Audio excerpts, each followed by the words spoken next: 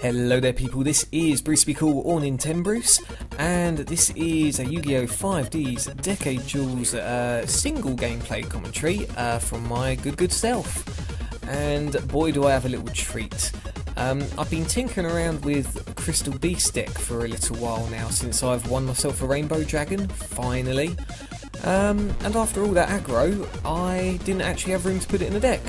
So, yeah, what can I say really? I've decided to go for what's called a Crystal Abundance OTK, I guess you could say. From what I remember, it doesn't actually happen in this match, but don't worry, I will show you the Crystal Abundance OTK at some stage. So yeah, like I say, this is just a singles game, unfortunately. It did take me ages to find them at, well, a game period.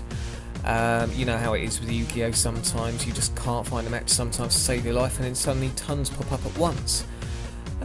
So yeah, that's enough bickering about the dueling, sinking, problematic goodness anyway.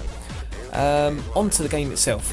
So, Summon a Monk I thought would be a great addition to the deck.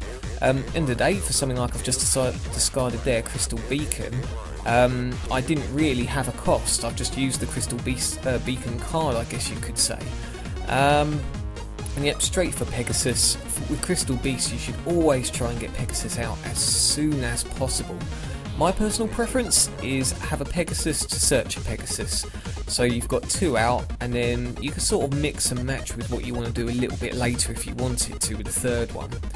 And the idea is try and get out as much as possible, so if you do have Crystal Abundance, you send all your cards to the graveyard, get Crystal Pegasus back again, and get even more Crystal Beast cards. Unfortunately, Mr. Uchiha El Menor, or I'm really sorry, I do not know how to pronounce that.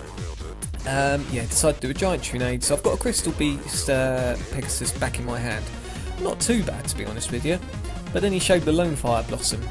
I thought, oh boy, that's either going to be more Lone Fires to a Titanial or more Lone Fires to maybe a Dandelion.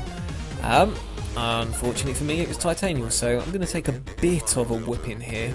Not too much, but just a tad of a whipping.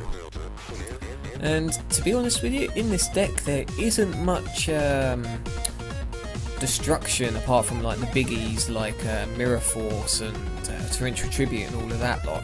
So in a way, I've got hope for a miracle of getting rid of that Tyrannial. Or God, I hate that card name. It goes crazy. Titanial, that's the one. Tyrannial's like going to some form of dinosaur. But yeah, anyway, so I draw, and I draw into a Smashing Ground. Perfect. But the ironic thing is, that is supposed to be a third Crystal Abundance when I get it. Goes to bite me in the backside anyway, because then he decides to Solemn Judgment. You know, fair enough. And yeah, it does take 4,000 life points, but at least he's still got a big beastie on the field. But at the very least, you know, I've still got a Crystal Release, a Solemn Judgment, and I can still defend for a little bit and sort of stall. So go for the summon, try and get out another Crystal Beast monster. But he actually Solemn Judgments this one as well. I thought that was a bit odd, to be honest with you.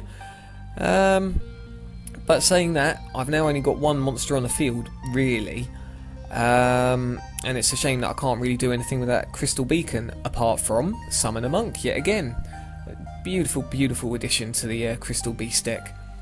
So, I forget what I get here. Is it another one? Yep, another Crystal Pegasus. You know, if you do run Crystal monsters, do not be afraid to get your Pegasuses out at once. I've said it at the beginning of the video, and I'll say it again. It's it is just something you have to do. You must do, to be honest with you. So yeah, two on the back there, and awaiting eagerly my field card.